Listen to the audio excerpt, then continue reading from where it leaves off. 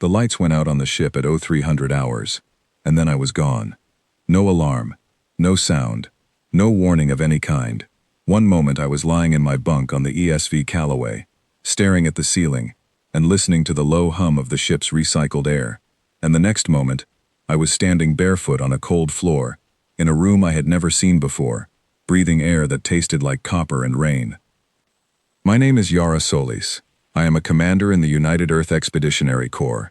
6 years of deep space patrol, 2 tours on the Outer Rim, and 1 very bad year on a research station that I do not talk about. I have been in dangerous situations before. I know what my body does when it is scared. My hands do not shake. My breathing stays even. My eyes start moving, cataloging everything around me before my conscious mind has caught up. So that is what I did. I stood very still, and I looked. The room was enormous. It curved upward like the inside of a shell, built from some dark mineral that seemed almost to absorb light rather than reflect it. The walls had a faint, slow pulse to them, like something breathing behind the stone. The floor was smooth and cool under my bare feet, and it was carved with patterns I could not read. Above me, the ceiling rose to a height that made me feel very small, and it was set with a soft, diffuse glow that had no single source, as if the light itself simply lived in the air. There were seats arranged in a ring around a central open space where I stood, and the seats were filled. I counted 17 of them at first glance. 17 aliens, 17 different shapes, different sizes, different ways of sitting and breathing and existing. Some of them were tall and thin, with long limbs folded like sleeping birds. Some were lower to the ground, squat and dense, with what looked like armored plates across their shoulders. One was barely visible at all, a shimmer in the air, above a seat that I could only detect by the way the light bent around it. All of them were looking at me. There was a small drone hovering near my left ear. It was about the size of a grapefruit, pale silver, and it made no sound at all. I became aware of it when it spoke, not in any language I knew, but in English, clean and perfectly accented, in a voice that was neither male nor female. "Commander Yara Solis," it said, "you are not in danger. Please remain calm." "I am calm," I said. There was a pause, as if the drone had not expected this response so quickly. Then it said, "You have been brought before the Galactic Conclave. You are the selected representative of the species known as humanity. You have been chosen for a trial." I looked around the room again, more slowly this time. I noticed that 2 of the beings in the upper tier were leaning slightly forward, the way people do when they are watching something interesting. I noticed that the being directly across from me, the tallest one, with 6 arms arranged in 2 pairs and 1 lower set, had bioluminescent ridges along the sides of her skull that were currently pulsing in a slow, cool blue. I noticed that the air near the shimmering being in the corner smelled faintly of something sweet, like cut grass after rain.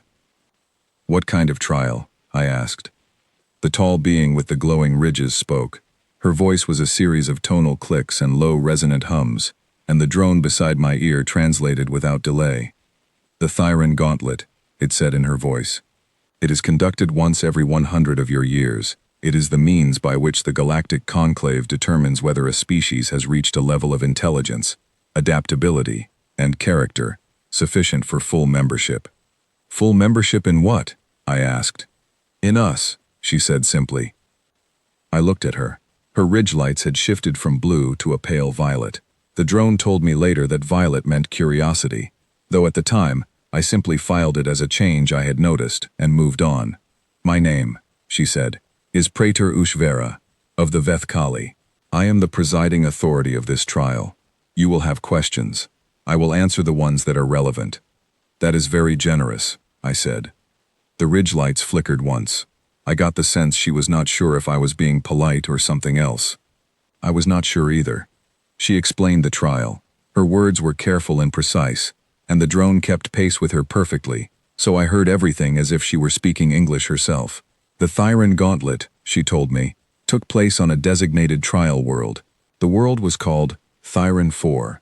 It was a living planet, Class 7 biosphere, meaning its ecosystem was complex, layered, and largely hostile to species who did not belong to it. Every century, 1 representative from a candidate species was selected and placed on this world. They were given a period of 7 days. At the end of 7 days, they were retrieved, evaluated, and a determination was made. Regarding the tools, Ushvera said, and a panel appeared in the air before me. It was crystalline and hovering, and it displayed a catalog, a long catalog. I looked at it. The catalog was divided into categories: survival, navigation, medical, defensive, environmental. Each category had multiple items. There were energy-based defensive systems that could project a field around me and deter almost any biological threat. There were atmospheric processors that could make unbreathable air safe for my lungs. There were shelter fabrication units that could build a sealed, weatherproof structure from raw materials in under 4 hours. There were autonomous medical units, small robots that could diagnose and treat most forms of biological trauma without any action on my part. There were gravitational anchors that could hold a defensive perimeter against any animal that tried to cross it. There were tools for making fire without any natural resources, tools for purifying water without any knowledge of chemistry, tools for locating food without any understanding of the local ecosystem. There were 100 tools in total. A candidate species could take as few as one, or as many as all of them. Ushvera paused after I had been looking at the catalog for about 30 seconds. "Take the time you need," she said. "Previous candidates have required between 2 and 6 hours to make their selections." "I am done," I said. The ridge lights went very still. "You are done," she repeated. "Yes, I want the knife." There was a silence in that chamber that had a physical quality to it, like a pressure change. I watched 17 different beings process what I had just said. Some of them shifted in their seats. One of the lower, denser ones made a sharp clicking sound that the drone did not translate, which made me think it was not intended as communication, just a noise the body made when surprised. The shimmer in the corner rippled. Ushvera said, very carefully, "Contestant, you may select up to 100 tools. You have selected one." "Yes. The trial world has been rated extinction class difficulty for species of your biological tier." "What does that mean exactly?" "It means that every measured metric of Thyron 4 falls in the range that has historically resulted in fatality for species at your level of biological development." "Every measured metric," I repeated. "The atmosphere, while breathable, carries particulate matter that requires filtration for extended exposure, without a processor. The temperature ranges between near freezing at night and significant heat during midday hours. The fauna includes 3 apex predator species, 2 of which are pack-hunting organisms with a demonstrated strategic intelligence. The water sources are contaminated without treatment. The flora is largely inedible to your biology without preparation, and some of it is actively harmful on contact." "So a knife," I said. "A knife," she confirmed, "would address perhaps none of those challenges." "What kind of knife do you have?" Another silence. This one had a slightly different texture. The previous silence was shock. This one was something closer to uncertainty, as if the beings around me were trying to find the correct category in their minds for what they were hearing, and failing. A junior observer in the second tier, a young Vethkali with shorter ridge lights that had not yet reached full length, leaned toward Ushvera and made a low sound. The drone did not translate it, but Ushvera replied, and the drone gave me her words. "I do not know," she said. "Let her have the knife." The knife arrived on a small platform that rose from the floor beside me. It was Vethkali, in design, which meant it was not designed for human hands, but it was well made. Black alloy, single edge, 23 centimeters from pommel to tip, with a slight curve near the end, and a gut hook just back from the point. The handle was wrapped in something that was not leather, but felt like it, textured for grip, and the pommel was weighted. The balance was not perfect for me, slightly heavy toward the tip, but it was a good knife. I picked it up and turned it over in my hands and felt the weight of it. I thought about my grandfather. He had a knife like this one. Not exactly like it. His was a folding knife, scratched and worn, with a blade he had sharpened so many times that it was thinner than it had started. He had kept it in his front pocket every day of his life, from the time he was 16 until the day he died. And in all that time, I had never seen him use it for anything more dramatic than cutting cord, or opening packaging, or, once, removing a splinter from my palm, with a precision that had amazed me as a child. The knife was not for show. It was not for danger. It was for use. Steady, daily, practical use.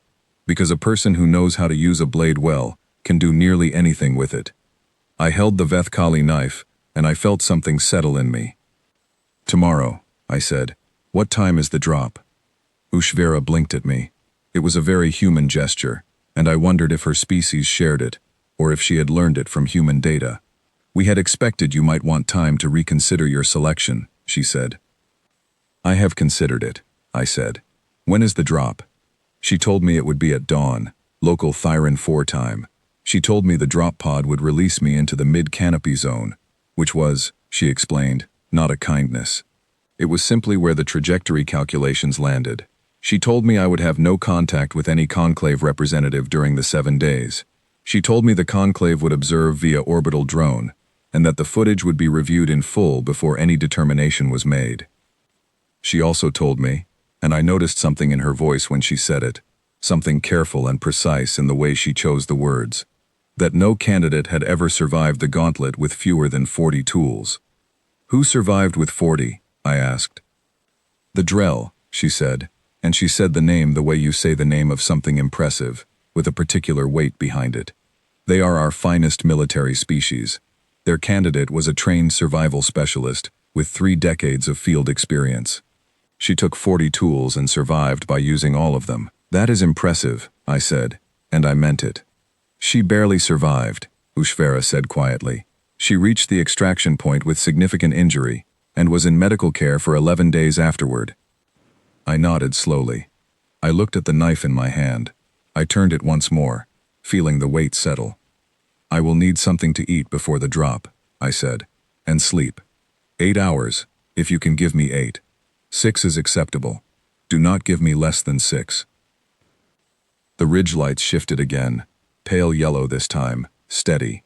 I found out later that yellow meant something the Vethkali called Wraithavar, which the drone translated as a sense of being confronted with something you do not have a category for. I understood the feeling. I had felt it myself, once, standing on the edge of a canyon in New Mexico at age 12, looking down at the drop and realizing my body was afraid, and my mind was not. It was a strange thing, to be 2 things at once. To feel the fear in your hands and your stomach and your breathing, and to feel the calm in the back of your skull, the place where decisions actually live, the calm that says, "I know what to do. I have always known what to do. The fear is just noise." I let them lead me to a room where I could sleep. The bed was too wide and the temperature was slightly too cold, and the pillow was the wrong density for my neck. None of it mattered. I put the knife on the small surface beside the bed, within reach, and I closed my eyes, and I slept for 8 hours without interruption, and I did not dream. When they came for me in the morning, I was already awake and doing slow stretches in the center of the room, working out the stiffness in my shoulders and hips from the bed, rolling my neck, pressing my feet into the floor, and feeling the muscles along my calves and hamstrings respond. Kelduri, the junior observer with the short ridge lights, came to collect me. He was nervous in the way that young people are nervous when they are near something that does not fit into the lessons they have learned. He walked slightly too fast and then corrected, and his ridge lights cycled through colors quickly rather than holding steady. "You slept well?" he asked, and then seemed surprised that he had asked it. "Yes," I said. "Thank you." "You are not," he began, and then stopped. "Not what?" "Afraid," he said. And then, as if correcting himself, "Most candidates are afraid." I thought about how to answer that. I picked up the knife and tucked it into the waistband of my uniform, against the small of my back, and I looked at Kelduri. He was young. His ridge lights were a soft, uncertain orange. "I am not afraid," I said. "I am just from a planet that has been trying to end me for a long time. I have learned that fear is useful. It is the part of your brain that notices things. The trick is not to let it make the decisions." He stared at me for a moment. Then he led me to the pod. The pod itself was functional and nothing more. A sealed drop capsule roughly the size of a small bathroom, with a harness and a narrow viewing panel and a surface for sitting. There was no ceremony, no countdown, no final chance to change my mind about the tools. I strapped myself into the harness and felt the pod shudder as it locked into the drop rail, and I looked through the narrow viewing panel at the black of space and the curve of a planet below. Thyron 4. From orbit it was green, not the green of Earth, not the familiar blue-green of home, but a deep, dark green, almost black at the edges where the atmosphere met the Terminator line, rich and dense and strange. Clouds moved across it slowly, in long trailing bands. I could see the shape of the landmass where the drop zone was, though it was too small to read clearly at this distance. I thought about what Ushvera had said. Extinction class difficulty. No candidate had survived with fewer than 40 tools. The air would need filtration. The water would need treatment. The predators were strategic. I thought about my grandmother. She had grown up in a village in the mountains north of Puebla, the kind of village where the nearest doctor was 2 hours away, and the river flooded every spring, and the winters came hard and early. She had been the eldest of 7 children, and she had helped raise every one of them, and she had done it with the same hands, and the same mind, and the same calm stubbornness that she passed on to my mother, and that my mother passed on to me. She once told me, near the end of her life, that the most important thing a person could know was how to look at a hard situation and ask, what do I have? Not what do I wish I had. Not what would help me if I had it. Just, what do I have, right now, in my hands? I had a knife. The drop rail released, and the pod fell.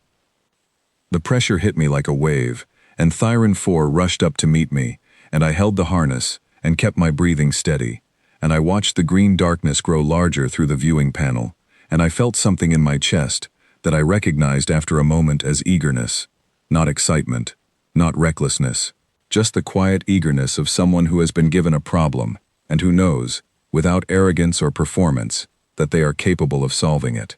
The canopy hit the pod with a sound like a drum roll, branches snapping and leaves tearing, and then the emergency brake fired, and I slammed forward in the harness, and then everything was still. I unclipped the harness and stood up. The pod had come to rest at a 40-degree angle, half embedded in a thicket of something with broad, waxy leaves that were pressing against the viewport. I could smell the planet through the seams already, green and wet and complex, and underneath that, something sharper, animal, the kind of smell a place has when large things live in it. I pressed the release, and the pod door opened, and the air of Thyron 4 came in, all at once, thick and real and alive. I stepped out. I stood on the surface of an alien world, barefoot except for the standard-issue boots I had been wearing when I was taken from my bunk, holding a black alloy knife, and I looked up through the canopy at the shredded light filtering down in long, pale columns, and I took one long breath of air that tasted like nothing I had ever breathed before, and I thought, right then, let us begin. Up in orbit, in the observation amphitheater, 17 species watched the thermal feed of the single human on the surface of an extinction-class world. She was not running. She was not setting up equipment. She was standing in a small clearing, turning slowly, looking at the trees. Kelduri leaned toward Praetor Ushvera very quietly. "What is she doing?" he asked. "I think," said Ushvera, after a long pause, "that she is looking." The first thing I did on Theron 4 was nothing. I stood in the small open space created by the pod's impact, and I did nothing for 4 minutes. I breathed. I listened. I let my eyes adjust to the specific quality of light that came through the canopy, which was not the light of Earth, and not the artificial light of the Callaway, but something entirely its own, a dim, greenish gold that came in broken columns and shifted constantly as the upper fronds moved in a wind I could not feel at ground level. I let my ears adjust to the sound of the place, which was enormous. Thyron 4 was loud, not in a single overwhelming way, but in layers, each layer sitting on top of the last. There was a high, thin, constant tone from insects, or something like insects, very high and very steady, like a held note. Beneath that was the movement of wind through the upper canopy, a slow, rolling sound. Beneath that was water, somewhere to my left and not far, the sound of something moving over stones. Beneath all of it was something I felt more than heard, a very low vibration in the air that I could not identify, but that made the bones in my jaw ache faintly. I catalogued all of it. Then I moved. The reason I had not spoken about this plan on the ship, the reason I had not shared it with my crew, or with the diplomats who had been negotiating our contact with the Conclave for the past 3 years, was that there was no plan. Not in the formal sense. There was no document. There was no step-by-step procedure. What there was instead was something that lived in the body, rather than the mind, something accumulated over many years of difficult situations, and open terrain, and the particular education that a life of close attention provides. My father had taken me into the wilderness every year from the time I was 6. Not camping in the comfortable way, with tents bought from catalogs and pre-packaged food. Into the actual wilderness, the kind where you walked for a day before you saw anything that had ever been touched by a human hand.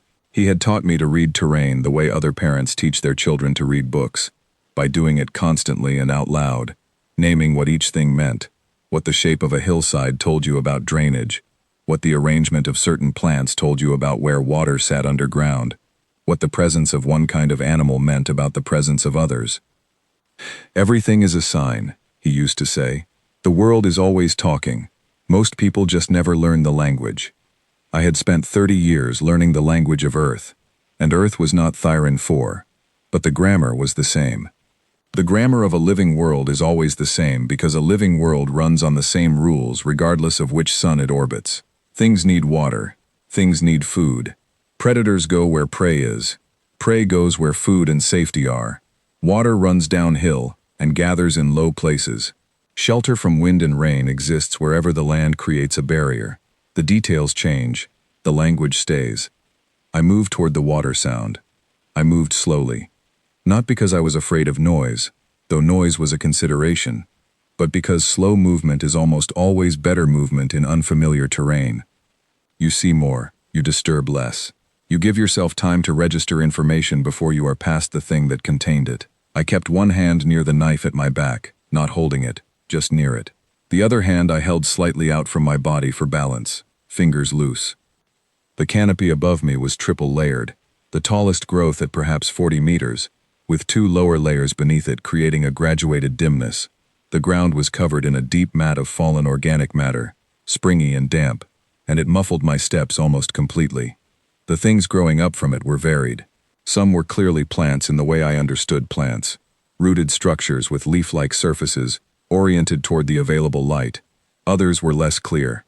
There were formations that looked more like coral than vegetation, branching and stiff, some of them faintly luminescent even in the partial daylight. There were things that might have been fungi, large and flat, growing in shelves off the darker sides of the thicker trunks. I noted everything and touched nothing. I reached the water in less than 10 minutes. It was a stream, narrow but quick, running over a bed of rounded stones that were dark with mineral content, mostly a deep reddish-brown with occasional veins of something pale. The water itself was clear, which was promising but not conclusive. Many things that will make a person very sick are completely clear and have no smell or taste to warn of them. The Conclave catalog had offered me a water purification unit that could have made any water source on the planet safe to drink in under 30 seconds. I crouched beside the stream and looked at it instead. I looked at the biology. Things lived in this water. I could see them if I looked carefully, small and quick, darting between the larger stones on the stream bed. Where things lived in water in numbers, the water was generally not immediately lethal. There was logic to this. The biology of a stream is a community, and communities require baseline conditions to sustain themselves. I noted what kinds of life I could see. I noted the rate of flow, the color of the stone below the waterline compared to above it, the presence or absence of certain kinds of growth along the banks. Then I looked upstream. The Conclave's intelligence on Thyron 4 had told me the water was contaminated and required treatment. They had not told me why, or from what, or where the contamination originated. I had not asked, partly because I had not expected the briefing, and partly because it did not matter in the way they thought it mattered. Contamination has a source. Sources can be identified. What cannot be solved in one place can sometimes be solved at another. I moved upstream, following the bank, staying low, watching the water and the growth around it. I found the source in less than 20 minutes.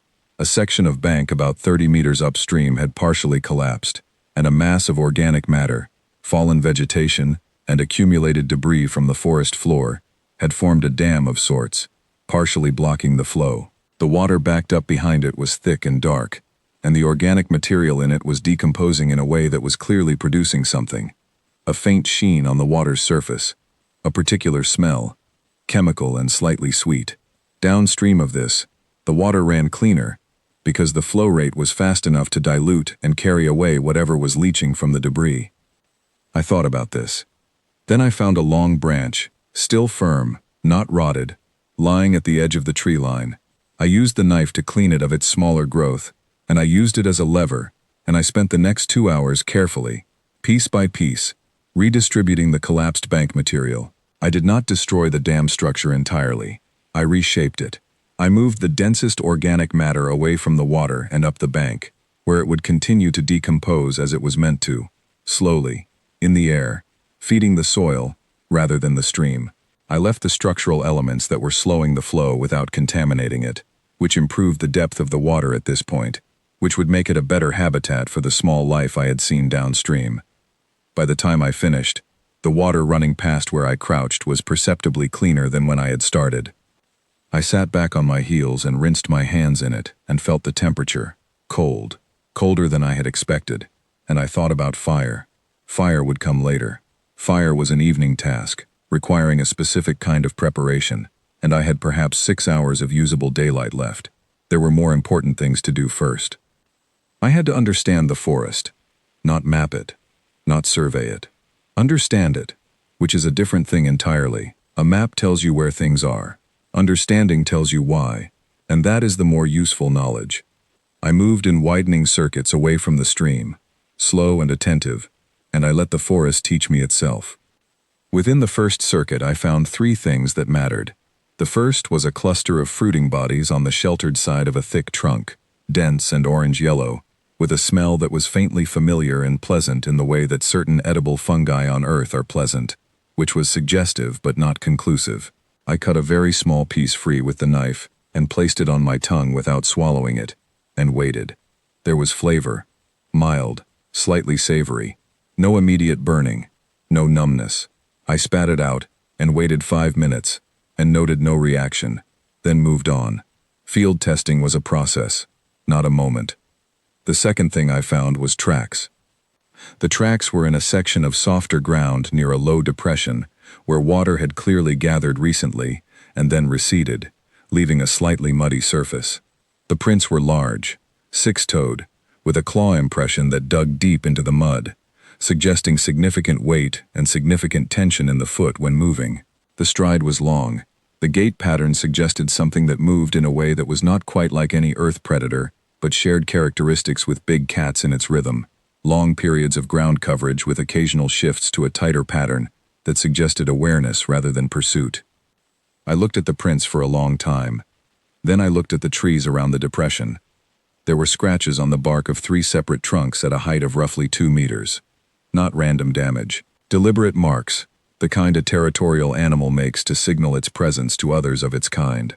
The scratches were fresh on one trunk, and older on the other 2, which told me the territory was being actively maintained, but that the cycle of marking was not constant. The spacing between the marked trunks was significant. This was not a small territory. I took note of all of this and moved on without disturbing anything. The third thing I found was another set of tracks, smaller and in groups. 6, 7 prints close together, then a gap, then another cluster. Pack movement. The prints were lighter than the larger ones, 5-toed, with a different claw impression, not the deep-dug mark of something hunting, but the quick, surface-touching mark of something that moved fast and changed direction often. The clusters were spaced irregularly, which told me they did not move in a line, but in a more fluid formation, which meant communication between individuals. Smart animals move in ways that require coordination. Coordination requires communication. I sat with this information for a while. The large, solitary predator and the smaller pack species were sharing this forest. That meant either they did not compete directly, their prey was different, or they had a territory arrangement that kept them separated. I had seen neither set of tracks near the stream, which meant the stream was possibly neutral ground, a shared resource that neither group claimed. This was useful to know. I worked my way back toward the crash site by mid-afternoon. The pod was a problem and an opportunity. A problem because it was a significant disturbance to the forest environment, and anything intelligent enough would note it and investigate. An opportunity because it contained materials I could use. The pod itself was not on the catalog, it was just the vessel. and vessels are made of things. I stripped the interior of everything useful. Insulation material from the wall panels, dense and fibrous. Cord from the harness system, strong and light. The emergency thermal covering, a thin metallic sheet designed to reflect body heat. A section of the interior padding, which was rigid foam beneath its cover, useful for a sleeping surface. I took the panel covers themselves, thin and stiff, and I took the few hand tools that were mounted inside for basic mechanical repair. A flathead driver, a small adjustable clamp, a short length of thin metal rod. None of these were on the catalog. None of these counted as my one tool. They were just the remains of a transport vehicle. The same way a person stranded in a car on a mountain road is not cheating by using the car's floor mats to provide traction under the tires. You use what is in front of you. I found a location for camp that I had identified on my first circuit. It was elevated, which meant cold air would drain away from it rather than collect. It had 3 large trunks close together, which provided structural anchor points. It was not close to either set of tracks I had found, which meant it was unlikely to be in a frequently traveled zone. It was within earshot of the stream. I built the camp. The shelter took most of the remaining afternoon light. I used the pod's cord to lash the panel covers between the 3 trunks at an angle, creating a sloped roof that would shed water. I used the insulation material to close the sides. I layered the fallen organic matter from the ground to create a raised sleeping area above the cold and damp of the forest floor, then covered it with the interior padding. The thermal sheet went inside against the sleeping surface, reflective side up, which would help retain body heat through the night. It was not a beautiful shelter. It was not comfortable by any standard I would have applied on Earth, but it was dry, and it would be warm enough, and it was concealed well enough that it would not be obvious to something passing at distance. I sat outside it as the light began to fail, and I made fire. I had been working on the materials for the bow drill setup while I built the camp, keeping one part of my attention on the construction and another part of my attention on what I was handling, testing for density, for moisture content, for the right combination of materials. I had found a suitable hardwood equivalent for the fireboard and spindle in a section of fallen branch that had dried partially, enough to have lost most of its moisture, but not enough to have gone brittle. The notch I carved with the knife, small and precise, angled correctly. The bow was a curved branch with the harness cord strung between its ends. The handhold was a rounded stone with a natural depression. I had made fire this way before, many times, beginning when I was 12 years old in the high desert of New Mexico, with my father standing nearby, not helping, just watching, because he understood that the point was for me to do it, and not for it to be done for me. The first attempt produced a small ember, but I lost it. The second produced nothing. The third produced an ember that I caught in a nest of dry, fine organic matter I had prepared, and I lifted it and I blew it, steady and slow, the way you blow a fire, not hard and fast, but patient and continuous, a breath that never stops, and the ember grew and glowed and the nest caught, and I set it under my prepared fuel, and fed it carefully, smallest fuel first, then larger again, and the fire lived. I cooked the fungi over the fire that night, along with the small creature that had walked into the deadfall trap I had set on my second circuit of the afternoon, a thing roughly the size of a rabbit with dense, compact muscle, and no visible fat, which would not be ideal for long-term caloric needs but was protein, and that was enough for the first night. I ate slowly, and I thought about the days ahead. Above me, in orbit, the conclave was watching. Kelduri had not moved from his station in 4 hours. His ridgelights had gone from orange to a steady, pale green that Ushvera recognized as the color of absorbed concentration, the color of a young mind encountering something it cannot stop examining. She had seen it before, but rarely, and not in students watching a survival trial. She built shelter from the transport vehicle, he said. Yes, Ushvera said. The transport vehicle is not on the catalog. No. Is that against the rules? Ushvera considered this. The rules specify the catalog tools. The transport vehicle is not a tool. It is a conveyance. She used the material from a conveyance. Is that allowed?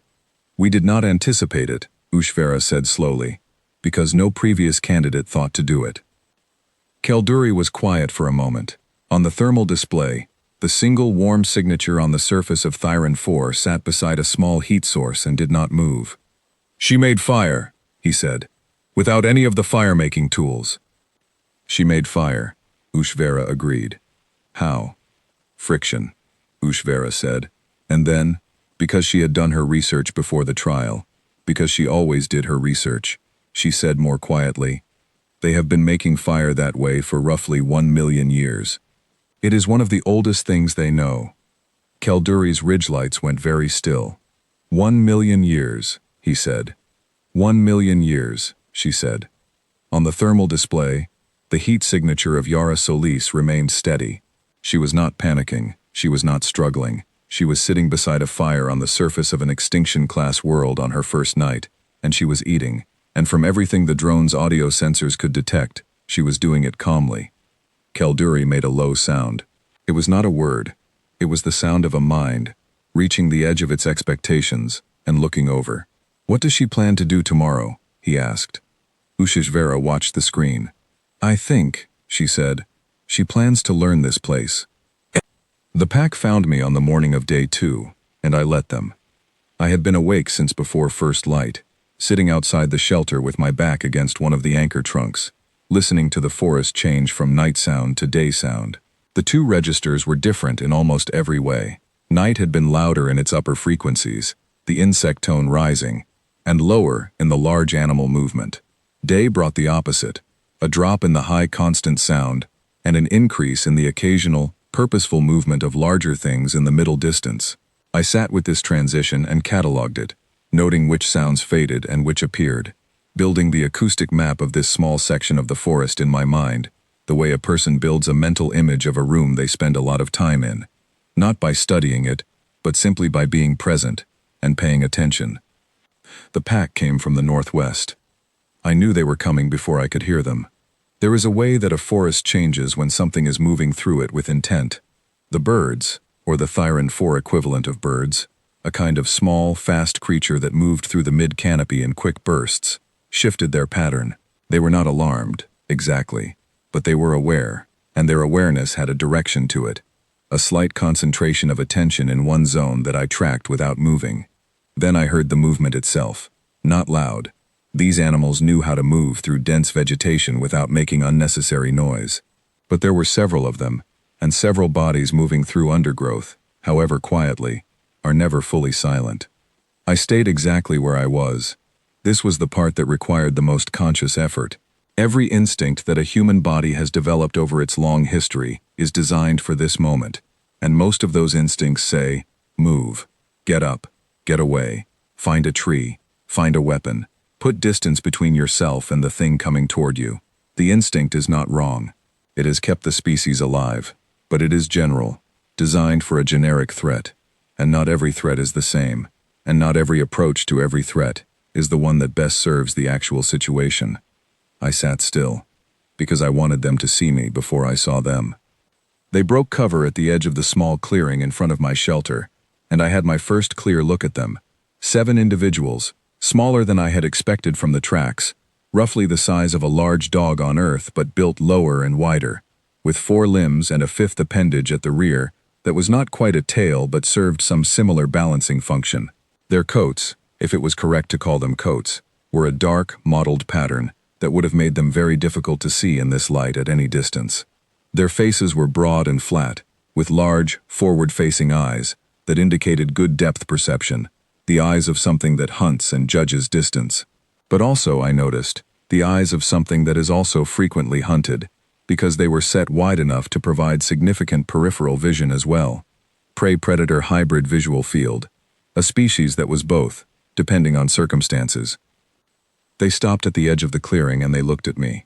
I looked at them. The one at the front of the group was slightly larger than the others, and was standing fully upright on its 4 limbs, in a way that said clearly, I am the one making decisions here. To its right and slightly behind was a smaller individual that I noticed was not looking at me directly. It was looking at me sideways, which is what cautious animals do when they want information without committing to engagement. I thought about that one. I did not look at the leader. I looked at the cautious one.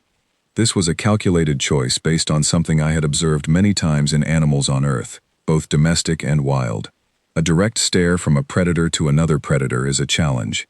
A direct stare from a predator to prey is pressure.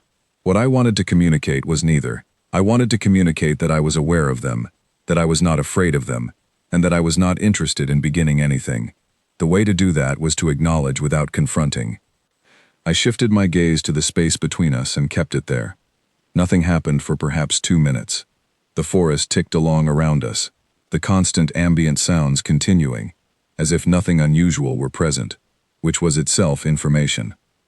When predators are engaged in hunting behavior, the small life around them goes quiet. The forest was not quiet. That meant these animals were not in a hunting state right now. They were in an assessment state, which is different.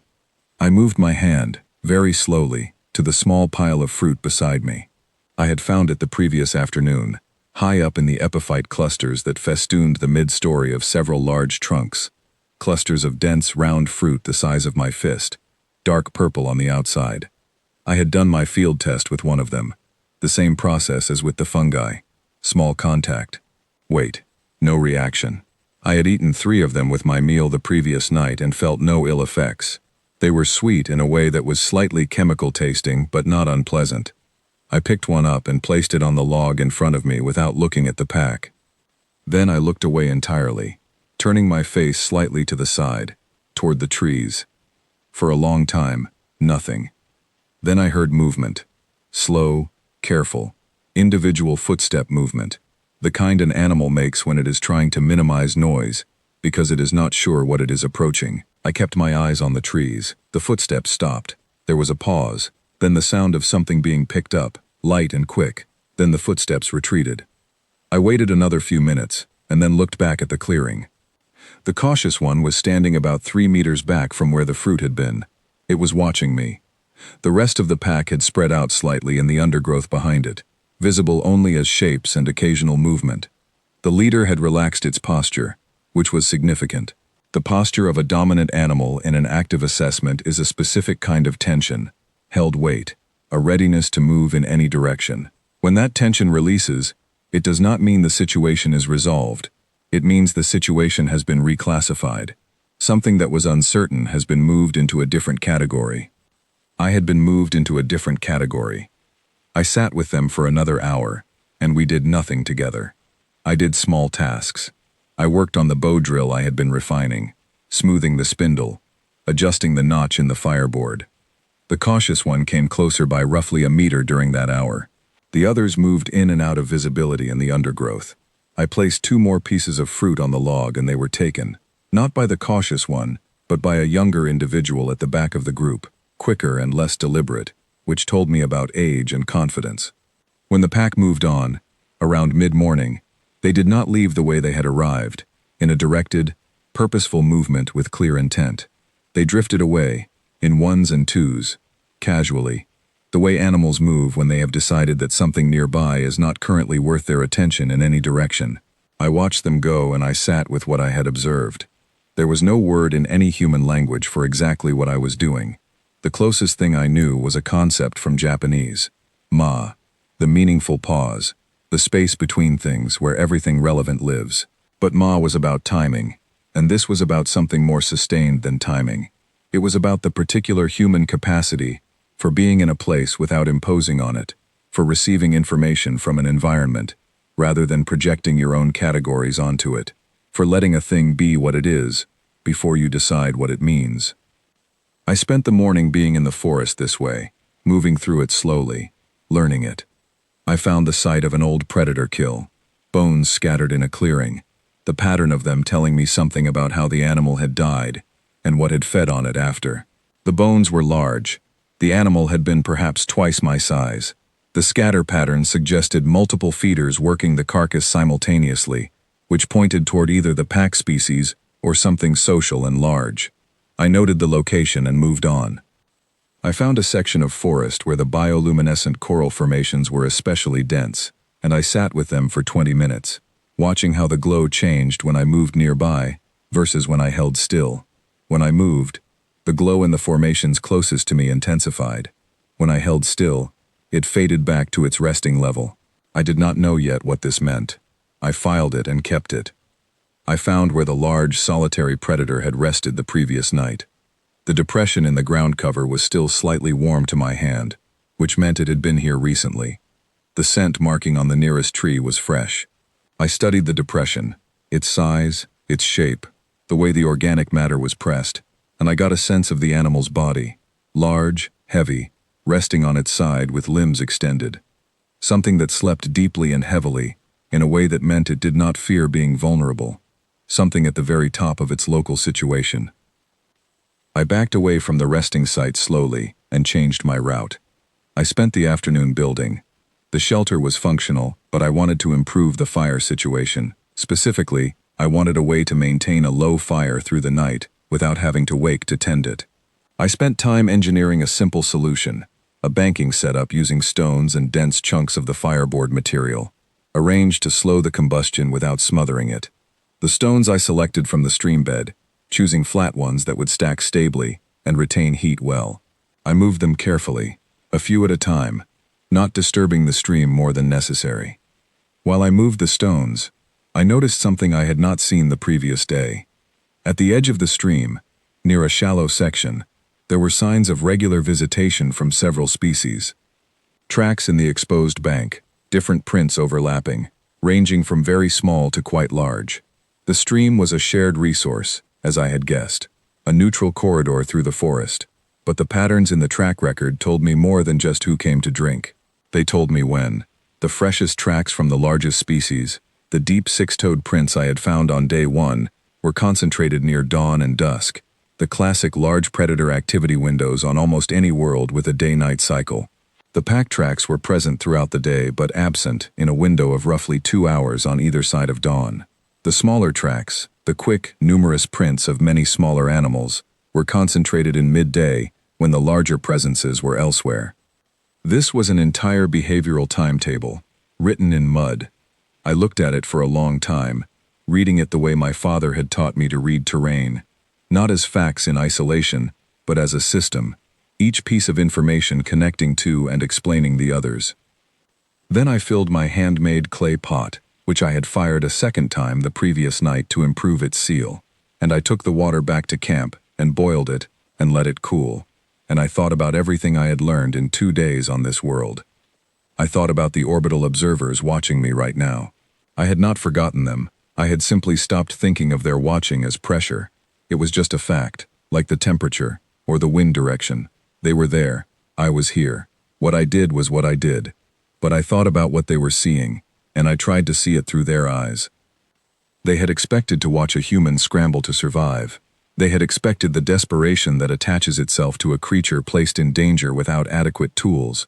They had expected me to be reactive, running toward the next crisis, expending energy and attention on putting out fires rather than understanding the forest. They had their historical data from other candidates, from species that had taken 97 tools and still nearly failed, and they had mapped their expectations onto those historical data points and decided that extinction class meant extinction class.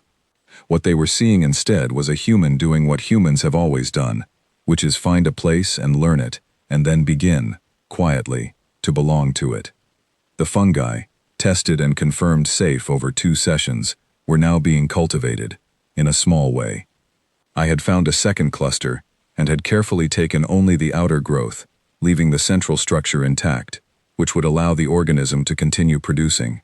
I had also noted the specific conditions around it, the moisture level, the shade, the substrate, and I used this information to identify 2 other sites with similar conditions, where I placed small fragments, hoping to encourage new growth.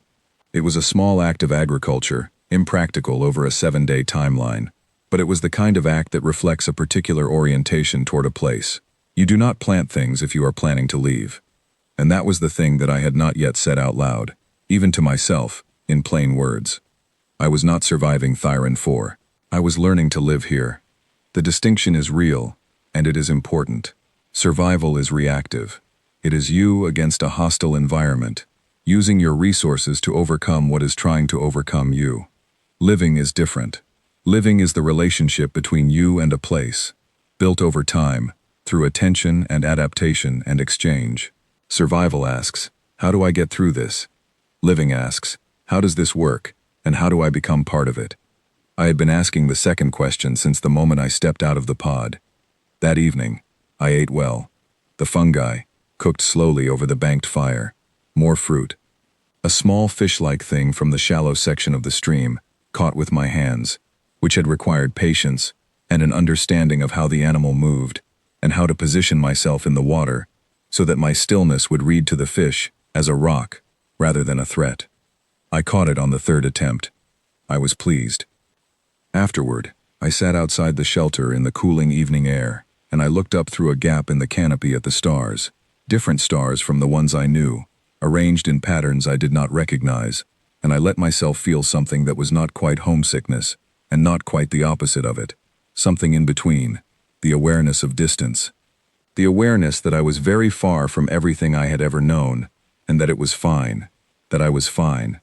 In orbit, Kelduri had been speaking to a colleague from the Drell delegation for the past hour, a small, compact being named Orev, who had been the tactical coordinator for the Drell candidate's trial 50 years ago. Orev had been quiet for most of the conversation, watching the feed alongside Kelduri, and had said very little. She caught the water creature with her hands, Kelduri said. I saw, Orev said. Why not use the knife to make a spear? She has a knife. Orev was quiet for a moment. She did not want to make a sound in the water. A spear disturbs the surface. Her hands, held still long enough, did not. How long did she hold still in the water? 47 minutes, Orev said. I counted. Kelduri was silent. The Drell candidate, Orev said, had a sonic fishing device in her toolkit. It called the fish to her in under 4 seconds. She did not stay in the water more than 2 minutes total in 7 days. He paused. I had thought that was efficient. Was it not? Kelduri asked. It was efficient, Orev said slowly. But this human stood in the water for 47 minutes and learned something about how the water creature moves. The Drell candidate never learned that. She did not need to, because of the sonic device. He tilted his head, looking at the feed. I wonder now what she missed by not needing to know. Kelduri did not respond. On the surface of Thyron 4, the cautious pack member, the one I had named Sombra in my mind on the second day, appeared at the edge of the clearing in the low evening light and sat down about 8 meters from where I was sitting. She did not approach. She did not retreat. She simply sat and looked at me, and I looked back at her, and the forest went on around us both in its enormous, indifferent, living way. I put a piece of fruit on the log. She came and took it. I looked away while she did. And somewhere in the part of my mind that keeps accounts of things that matter, I noted this as the beginning of something, though I could not yet have said exactly what. On the morning of day 3, I used the knife for the first time in the way it was designed to be used, and it had nothing to do with any animal on Thyron 4. I used it to make things.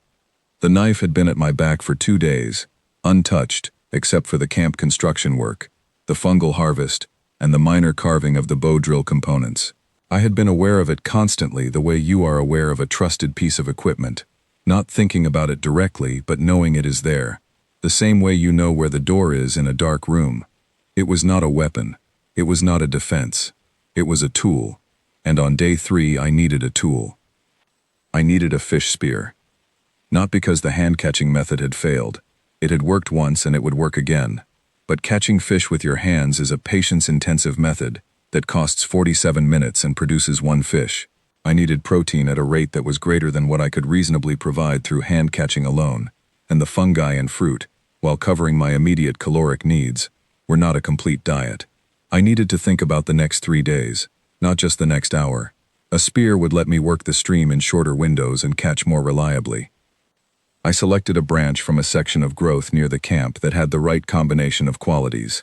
Straight for approximately 1.5 meters, dense-grained in a way that my knife could verify by the feel of the cut, with enough flex not to shatter on impact. I cleaned it of smaller growth and smoothed the outer surface along the shaft. Then I carved the head. Carving a functional spearhead from a wooden shaft is not a simple task. It requires understanding the grain, the angles of cut, the way the material responds to pressure at different depths. I had done it before, on Earth, in the high desert with my father, though with different wood and a different knife. The principles are the same. You are not imposing a shape on the material. You are finding the shape that the material can support, and helping it become that. Too thin, and the tip will flex and lose penetration. Too blunt, and it will not enter the water with enough speed. The angle of the tip matters. The length of the taper matters. The surface of the cut matters, because a rough surface creates drag, and a smooth surface slides. I spent 2 hours on the spearhead. When I was done, I ran my thumb along the taper and felt it. Not just for sharpness, but for evenness. For the way the angles were consistent, and not irregular. It was good work. Not perfect, but good.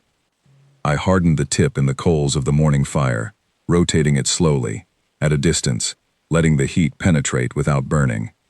This is a technique as old as the spear itself on Earth. Fire hardening densifies the outer layer of the wood, compressing the grain and creating a surface that is harder than the raw material alone. It does not make the wood as hard as stone or metal, but it makes it significantly harder than untreated wood, and for penetrating water and the scales of a stream animal, it is more than adequate. While the tip hardened, I sat and worked on something else. The cordage situation needed improving. The harness cord from the pod was strong but finite. I had been conservative with it, using only what I needed for the shelter structure, but I could see that the next several days would require more. I had been observing the plant life carefully, and I had identified 2 species that I believed had useful properties. The first was a long-stemmed plant with a fibrous outer layer that reminded me strongly of certain nettles on Earth, the outer bark tough and stringy. The second was a broadleaf vine that wrapped itself around the larger trunks, its stems thin but extremely tough in the longitudinal direction. I harvested both carefully. The fibrous plant I split lengthwise with the knife and peeled the outer layer in long strips, which I set to dry across the top of the shelter's roof. Dried plant fiber is generally more workable than fresh, less likely to stretch and lose its structural integrity. The vine stems I tested by pulling, noticing at what point they broke and in which direction, which told me about their relative strength in tension versus compression. I was manufacturing raw materials from the environment. This was, I realized as I worked, the thing that the Conclave catalog had been designed to make unnecessary. Every one of those 100 tools was a substitute for knowledge.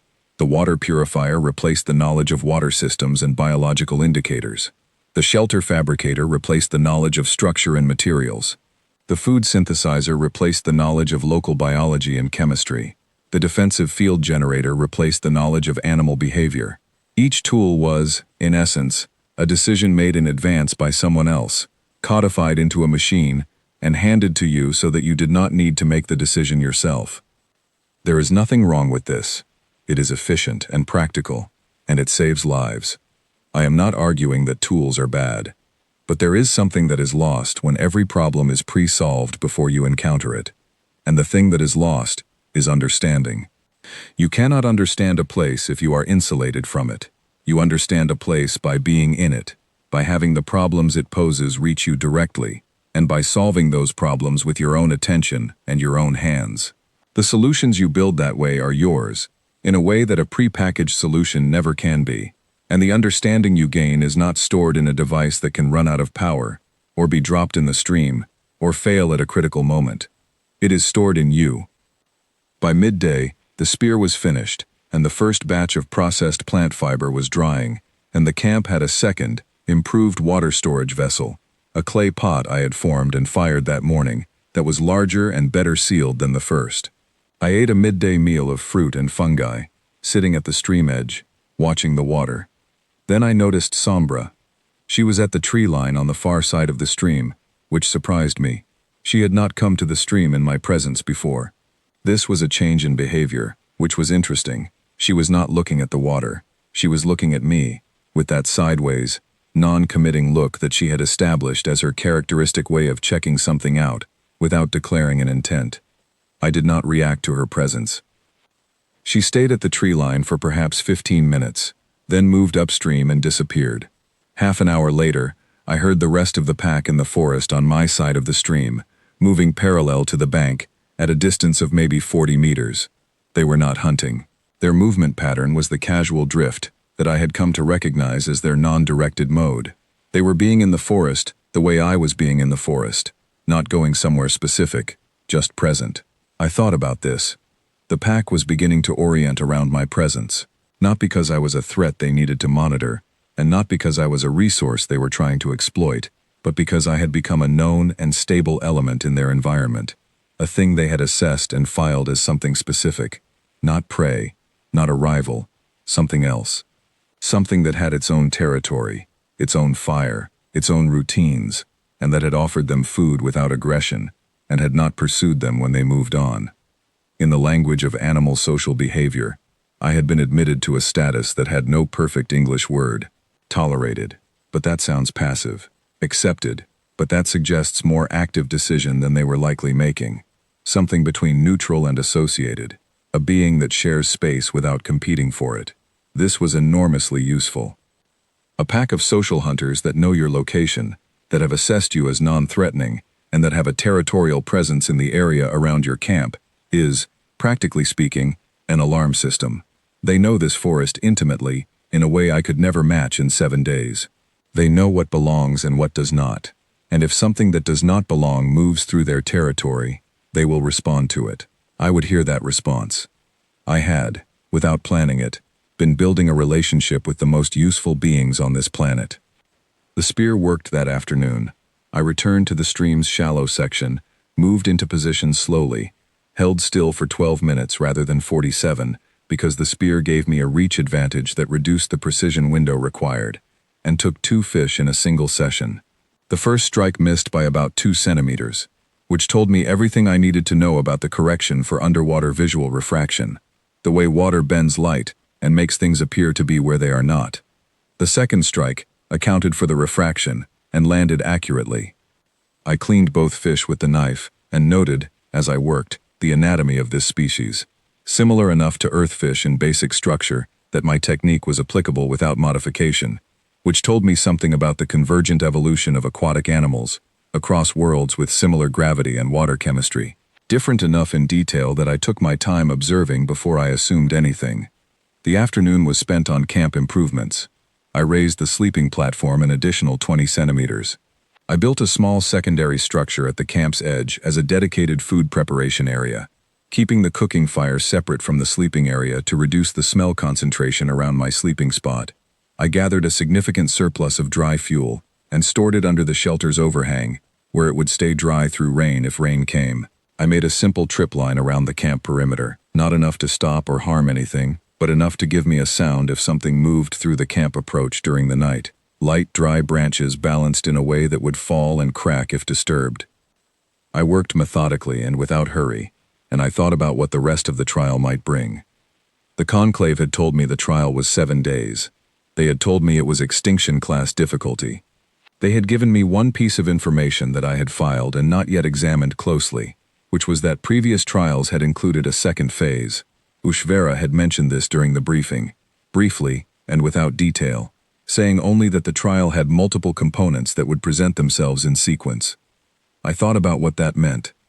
If the first component was the environment itself, which was what I had been dealing with for 3 days, then the second component would be something introduced, something deliberate, something designed specifically to test what the environment could not.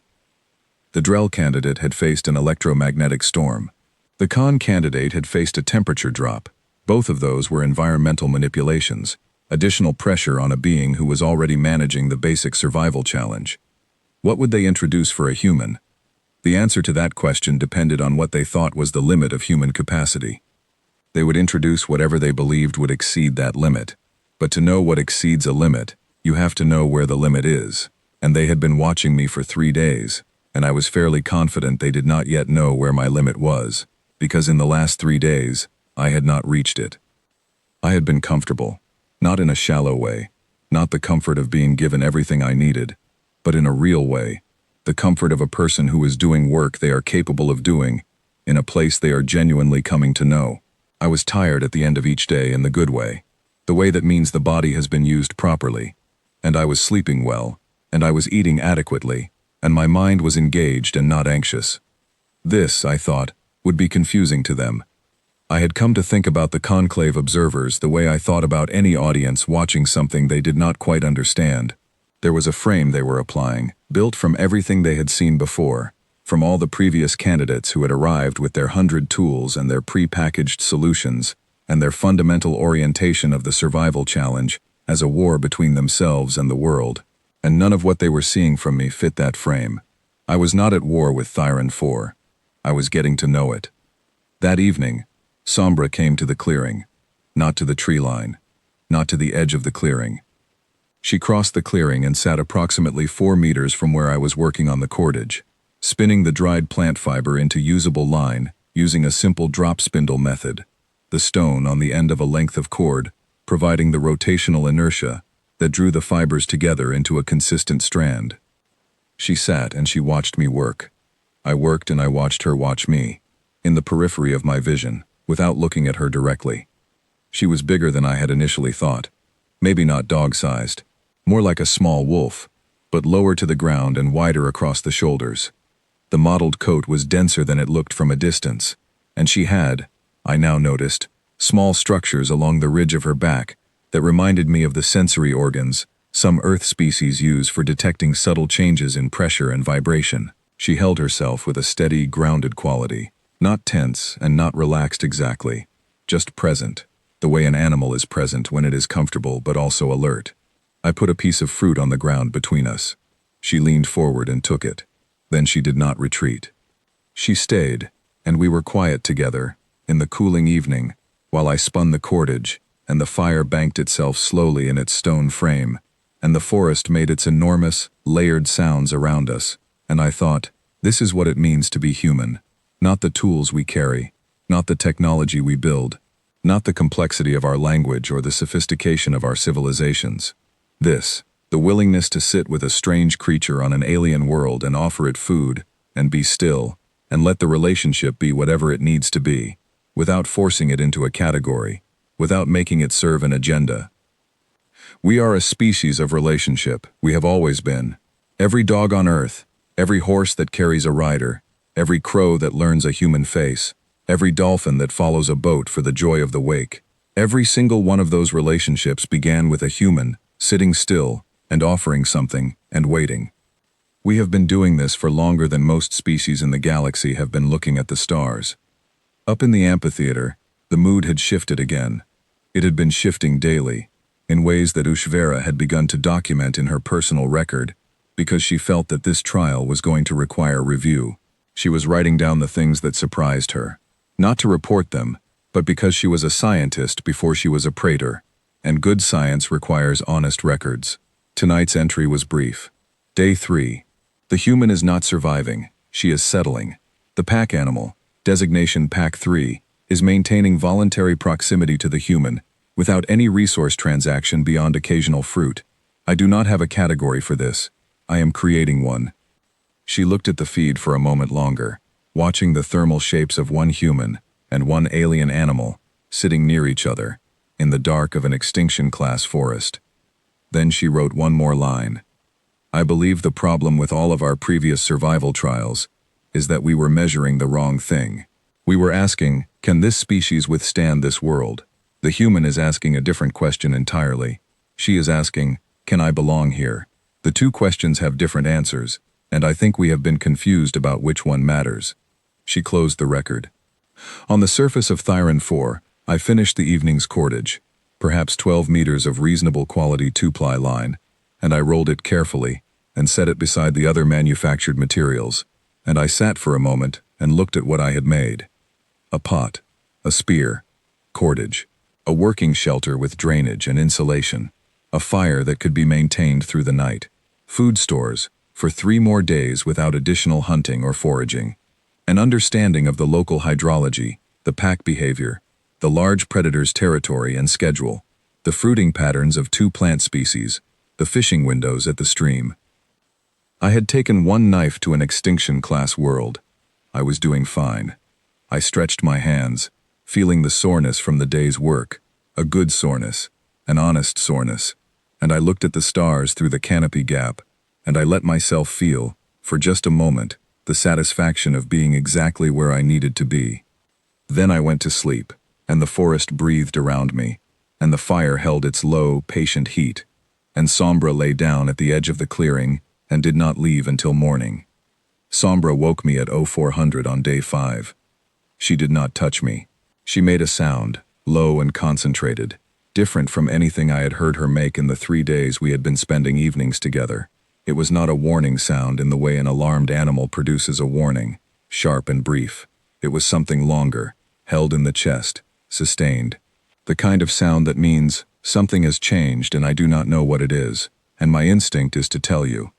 I was awake and sitting up before the sound finished. I had slept in my boots since day one. My jacket was on. The knife was at my back. I had set the camp up so that I could go from sleep to full awareness in under 10 seconds. A habit from years of overnight assignments in the field on Earth, where the difference between a slow wake-up and a fast one was sometimes the entire situation. I sat still and listened. The forest at 0400 had its own sound profile, and I had memorized it in 3 nights. The high insect tone was at its quietest before dawn. The wind through the upper canopy was minimal. The water sound from the stream was constant and unchanged. Against that baseline, I was listening for anything that did not fit. I found it quickly. There was a sound coming from the northwest, from the direction of the dense core of the forest, where I had been careful not to go, because that was where the large solitary predator had its resting site. The sound was mechanical, not loud, not even close to loud, but mechanical, in a way that nothing on Thyron 4 had been in 4 days of careful listening. A very faint, high-frequency oscillation, the kind of sound a servo makes when it is adjusting its position. The kind of sound that is not made by anything biological. I did not move yet, I thought. Ushvera had told me the trial had multiple components. She had told me the second component would present itself in sequence after the first. I had been on Thyron 4 for 4 days and 1 night, and nothing had been introduced. I had assumed the second component would be environmental, a temperature change, a weather event, something of that kind. But what I was hearing northwest of my camp at 0400 was not environmental. It was a machine.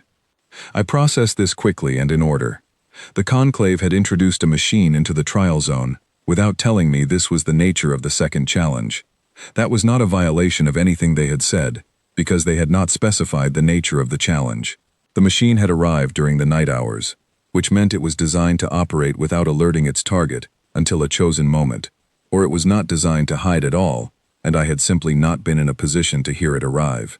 Either way, it was here now, and it was moving. I knew this because the mechanical sound was getting slowly louder. Not quickly. It was not rushing toward my camp in a straight line. It was moving the way a patient thing moves, when it is following a track, methodically, checking its route, covering ground with a steady persistence that was more concerning than speed would have been. Speed I could outrun in the short term. Methodical patience was a different problem. Sombra was still making her sound. I put my hand down near her, not touching, just present, and she quieted. Then I listened harder. The pack. They were out there, in the forest to the east of my camp, the direction they usually came from. I could hear them, faintly, the small sound of several bodies moving in coordinated quiet through the undergrowth. They had been alerted by the same thing Sombra had been alerted by. They were awake and they were moving, but not running. Moving with attention. I thought about the territory. I had spent 4 days learning the territory of this section of forest, and one of the most important things I had learned was the territorial logic of the pack. They held a core territory of roughly 3 square kilometers, centered approximately 600 meters northeast of my camp, with roaming ranges that extended outward from that. The core territory was where they denned, where the young of the group were, where the deepest social activities of the pack took place. It was the thing they would defend before anything else. The machine was coming from the northwest. If it continued on its current heading at its current rate of movement, it would pass through the northwest edge of the pack's core territory in approximately 40 minutes. I stood up. I did not run toward the machine. I moved northeast, toward the pack territory, at a pace that was quick but careful, using the darkness, keeping to the routes I had identified during my daytime surveys as the clearest paths through the undergrowth. Sombra moved with me, falling into a position just behind my left shoulder, matching my pace exactly. She knew this forest in the dark in a way I did not, and I let her be where she wanted to be without trying to change it. I had the knife out. Not because I had a plan to use it against anything, but because having it in my hand rather than at my back meant my hand was ready, and my arm was loose, and I would not have to make a decision about it in a moment, when I needed all my decisions for something else. Moving through the forest at speed in the dark is a particular kind of challenge. The light from the bioluminescent formations helped more than I had expected. The coral structures and the occasional glowing growth on certain trunks created a diffuse, cool illumination that was enough to see shapes and avoid the worst obstacles if I kept my eyes adjusted properly. I had been moving through this section of forest for 4 days, and I had built a map in my memory that was not perfect, but was functional enough that I did not need to see every root and stone. I knew where the low-hanging growth was. I knew where the ground dropped unexpectedly near the stream's side channel. I knew the gap between the 2 largest trunks that was wide enough to pass through quickly without slowing. I moved fast, and I made less noise than I would have in daylight, because in daylight, I would have been able to see my feet and would have been less careful about where I placed them. The machine reached the edge of the pack territory before I did. I knew because the pack responded. Their sound changed completely. The careful, quiet movement I had been tracking became a sudden, intense concentration of sound from one direction, and then multiple sounds from multiple directions, the pack spreading out in a pattern that I recognized from watching them during the day as their encirclement behavior. They used it on large prey. They fanned out around the target, maintaining contact with each other through short, sharp vocalizations, and then closed the distance simultaneously from multiple points. I stopped moving. I needed to understand what the machine was doing before I did anything else. The machine had stopped. Its mechanical sound had ceased, which meant either it had detected the pack and was waiting, or it had detected something else and was responding, or it was capable of moving silently and had switched to a different operational mode. I listened for 30 seconds and heard nothing from the northwest. Then I heard the pack's encirclement tighten. I moved to a position on a slight rise, behind a dense cluster of the coral formations, where I could see a section of the territory ahead. The bioluminescence was stronger here. Several of the larger formations were within close range of each other, and there was enough light to see shapes clearly at 10 meters, and general forms at 20. The machine was a drone. It was roughly cylindrical, about 1.5 meters in length, with no visible legs or wheels, which meant it was either hovering close to the ground or moving on some low-profile system I could not see. It had sensor arrays that swept slowly in arcs. It had what looked like 2 forward-mounted systems whose purpose I could not determine from this distance. It was matte-finished in a dark color that would absorb rather than reflect the bioluminescent light around it. It was, despite all of that, not particularly fast. It was designed, I suspected, for methodical hunting rather than for pursuit. It would track a target's thermal signature, close the distance steadily, and bring its forward systems to bear when within effective range. Against a species that had to fight it or outrun it, it would be effective. Against a species that had no tools with which to damage it, and a terrain advantage over a machine, it would be a significant threat. I watched it for 10 seconds.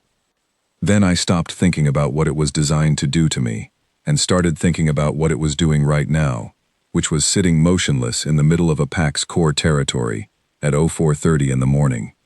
The pack had it surrounded. 12 individuals, spread across an arc of perhaps 30 meters, all of them still, all of them focused on the machine. The machine was doing what machines do when confronted with something they were not designed for, which is nothing. It had been designed to hunt one target. It had not been designed to manage a simultaneous encounter with a territorial pack of social hunters who had surrounded it from multiple directions and were now making a sound I had not heard from them before, a collective low oscillation that seemed to come from all of them simultaneously. I stood very still and I watched. What happened next took 11 minutes.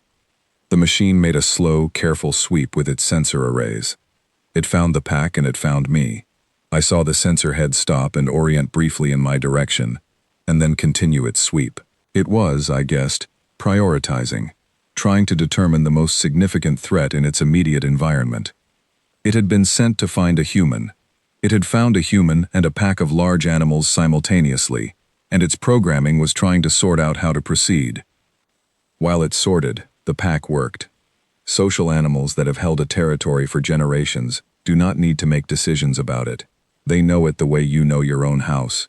Every sound, every shadow, every approach. The machine was in their house. And the machine was loud, in a way the pack was not. Not loud with sound, but loud with presence. its sensor sweeps, and its low mechanical operations creating a profile in the air that was completely alien to this forest, and that the pack could read as clearly as I could read the track records in the mud by the stream. It was an intruder, and they responded to intruders the way they responded to the large, solitary predator when it came too close to the core territory, not with a direct attack but with a coordinated pressure, a closing of space that communicated without ambiguity. You do not belong here, and we are more than you. They closed the ring. The machine attempted to move, the low mechanical sound resumed and it shifted position, and when it shifted, 3 members of the pack shifted with it, staying ahead of it, blocking its path. It shifted again, and 3 more closed from behind. It was not being attacked. It was being herded.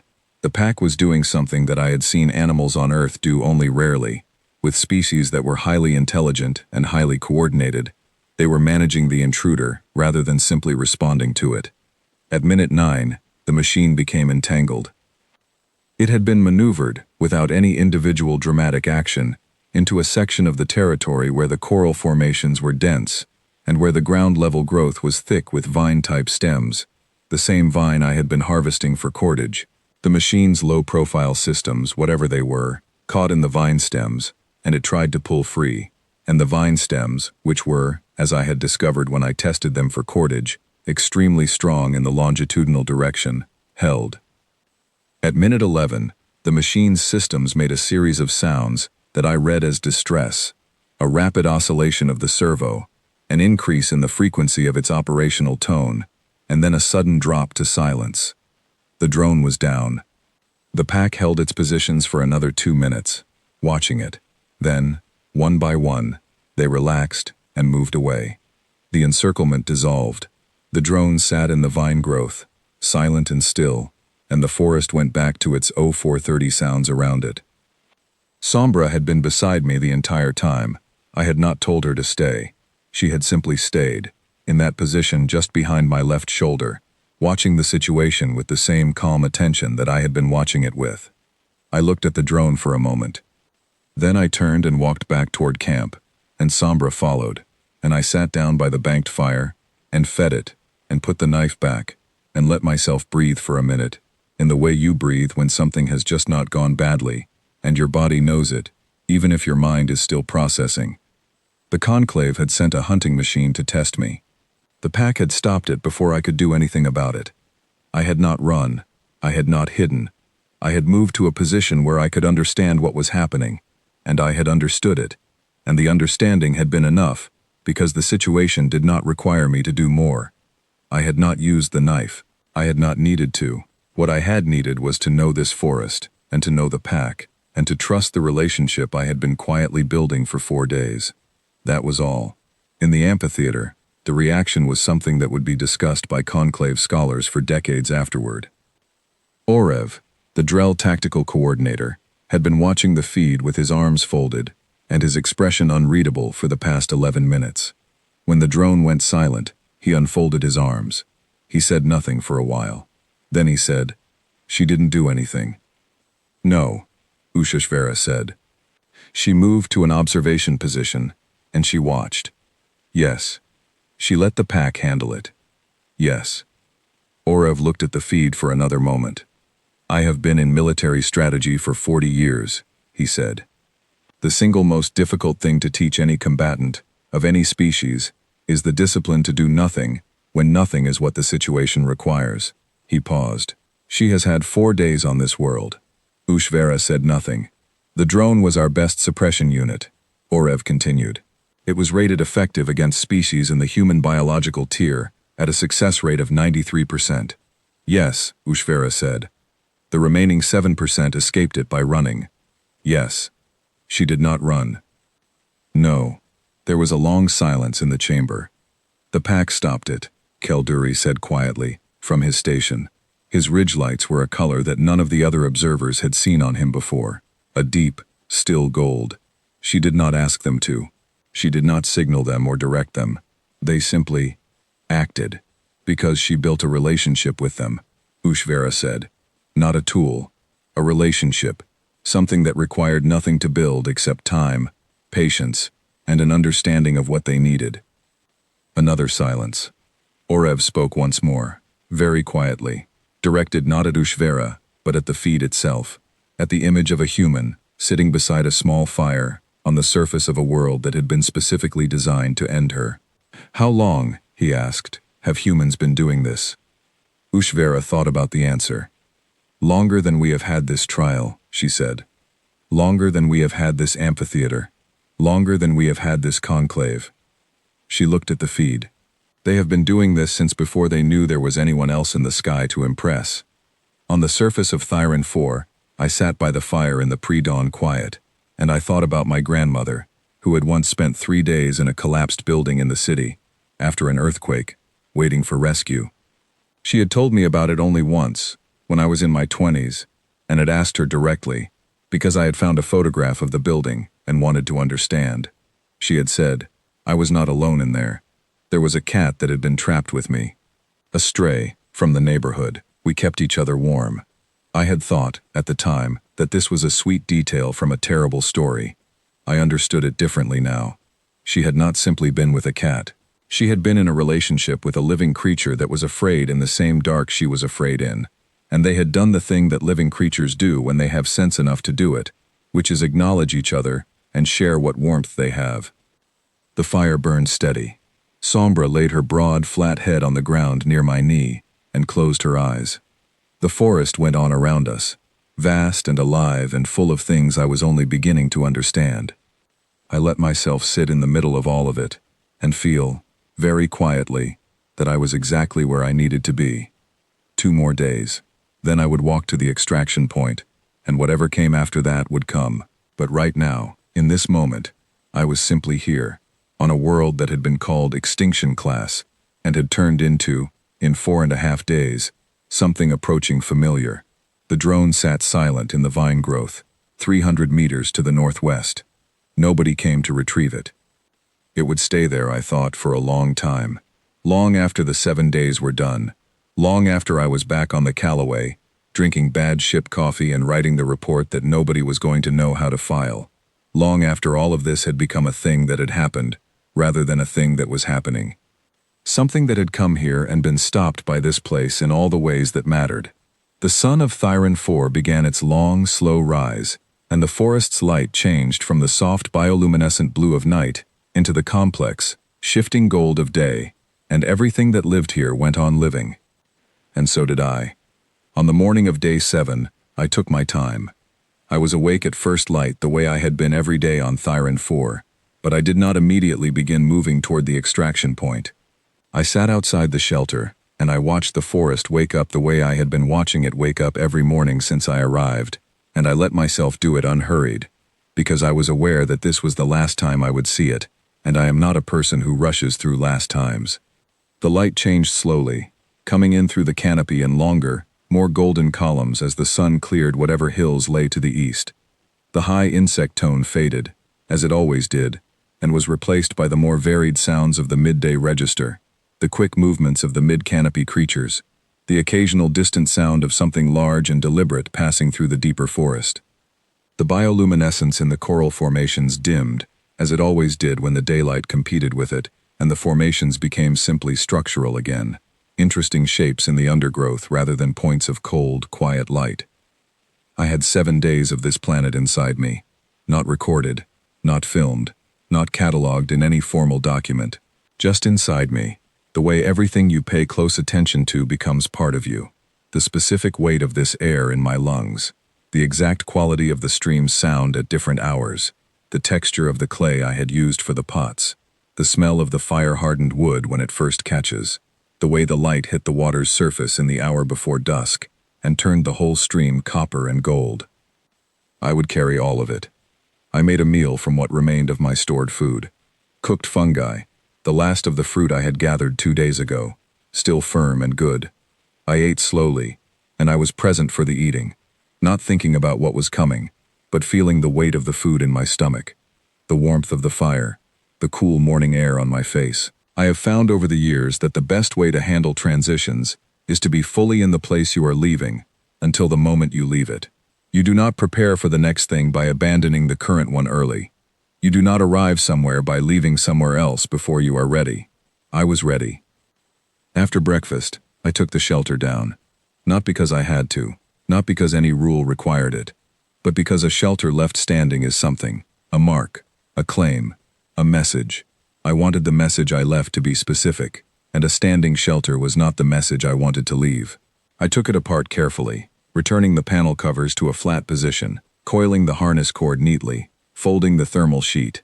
I returned the stones I had used for the fire ring to the stream bed, as close to where I had found them as I could manage, though the stream itself had shifted the arrangement slightly in 7 days, and they did not go back exactly. The sleeping surface material I scattered, returning it to the forest floor where it could continue decomposing into the soil.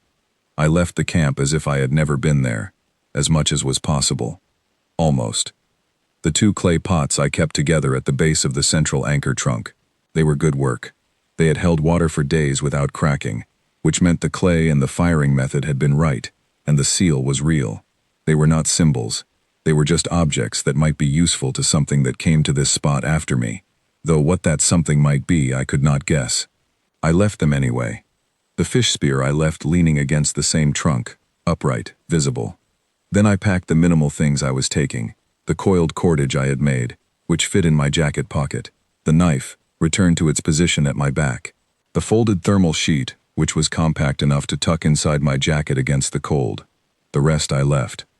I walked once more circuit of the camp area, not searching for anything specific, just being in it one final time. I walked to the stream, and stood there for a while, listening to it. I walked to the section upstream where I had redistributed the debris dam on day 1, and I looked at the water running clear and quick over the stones there, and I thought about the small biology of the stream, the filter feeders and the fish-like things and whatever else lived in it that I had not yet identified, all of them doing better in this 7-day window than they had been doing before I arrived. I had not planned to improve the stream. I had been solving a water problem, and the improvement had been a consequence of the solution. But it was real, and it was there, and it would persist after I was gone. I stood at the stream for a few minutes and felt that. Felt the small, real weight of something made better by having been here. Then I walked to the extraction point. The extraction point was a clearing, larger than the one my camp had occupied, located according to the briefing about 2 kilometers to the south. I had scouted it on day 2 from a distance, and then left it alone, because open ground on this planet was not where I wanted to spend unplanned time. But I knew the route, and in the daylight with a full stomach and 7 days of this forest in my body, 2 kilometers was nothing. I moved at an easy pace, not slow, not hurried.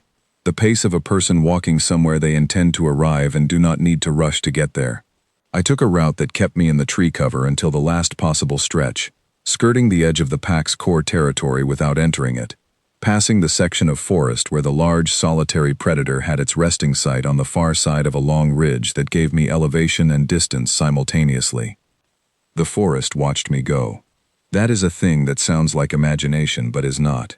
A forest is attentive in its way, responsive to presence, changed by the presence of things in it, in ways that are slow and cumulative and real. I had changed this section of Thyron 4 in small ways, and it had changed me in larger ones. And that exchange, quiet and non-dramatic as it was, had been the actual substance of the 7 days. Not survival, not endurance, exchange. Sombra found me about 400 meters from the extraction clearing. She came from the east, moving through the undergrowth in her characteristic way, deliberate and quiet, and she fell into her position at my left shoulder, without any signal from me, as if this was simply where she was when I was moving. We walked the remaining distance together, she on the left and I in the lead, moving through the morning light. At the tree line of the extraction clearing, she stopped. Pack animals do not like open ground. I had known this about her from the moment I identified her as a pack member. Open ground means exposure, means absence of cover, means vulnerability in every direction. She had come as far as she would come, to the edge of the trees, which was already further than her instinct suggested was wise. I stopped too. I crouched down to her level, and I looked at her, and she looked at me sideways, in her characteristic way, the way that still meant assessment, still meant awareness without commitment. 7 days and she was still not quite committed, and I understood that. A wild thing's first loyalty is to itself and its group. I was not her group. I was something else, something that did not fit her existing categories, and she had given me the most she could give something in that position, which was her sustained attention, and her presence, and her willingness to be near. That was enough. That was more than enough. I reached into my jacket pocket, and I took out the last piece of fruit I had set aside that morning, specifically for this moment, because I had known this moment was coming, and I had wanted to be prepared for it. I placed it on the ground in front of her, between us, the way I had placed the first piece on the log 4 days ago. She took it. Then I straightened, and I took the knife from my back. I held it for a moment. The Vethkali black alloy blade, 23 centimeters, single edge, slightly heavy at the tip in a way I had adjusted to over 7 days. It was a good knife. I had used it well. I had used it to carve the spearhead, to process the fibrous plants, to clean fish, to shape the bow drill components, to take the small precise cuts that were the difference between doing a thing and doing it correctly. It had been exactly what it was supposed to be, a tool, used by someone who knew how to use it. I pushed it into the earth at the base of the first tree of the clearing's edge, pommel up, blade down, the pommel rising clearly from the soil like a small dark monument. Not thrown down, not abandoned, placed, deliberately, at the exact location where the forest became open ground, at the boundary between the world I had learned and the world I was returning to. A marker that said, this was where someone stood. This was where someone came from the open world into the covered world and chose to be at home there. This was the edge of the thing they were willing to cross. And then I stepped back, and I looked at it for one moment. And I walked into the clearing. The extraction pod came down in under 5 minutes. I heard it before I saw it, the atmospheric burn of the descent, and then it came through the cloud cover and landed in the center of the clearing with a controlled precision that was nothing like the crash of my arrival. The door opened. I did not run to it. I walked. I walked at the same pace I had walked through the forest all morning, the pace of someone who has somewhere to go and knows how to get there. I walked without looking back, not because looking back was difficult, but because everything I had taken from this place was already with me, and I did not need to verify it. I stepped into the pod, and the door closed, and the upward burn began, and Thyron 4 fell away beneath me. I looked out the narrow viewport as the forest shrank. The canopy from above was not the canopy from below. From above it was a continuous surface, dark green, slightly variegated, with the occasional glint where a higher formation broke through. It looked simple from up here.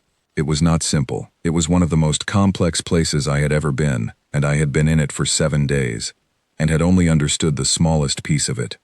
I thought about what I would say to Ushvera. The amphitheater was waiting for me. 17 species, the full conclave observation body, the record that had been running for 7 days.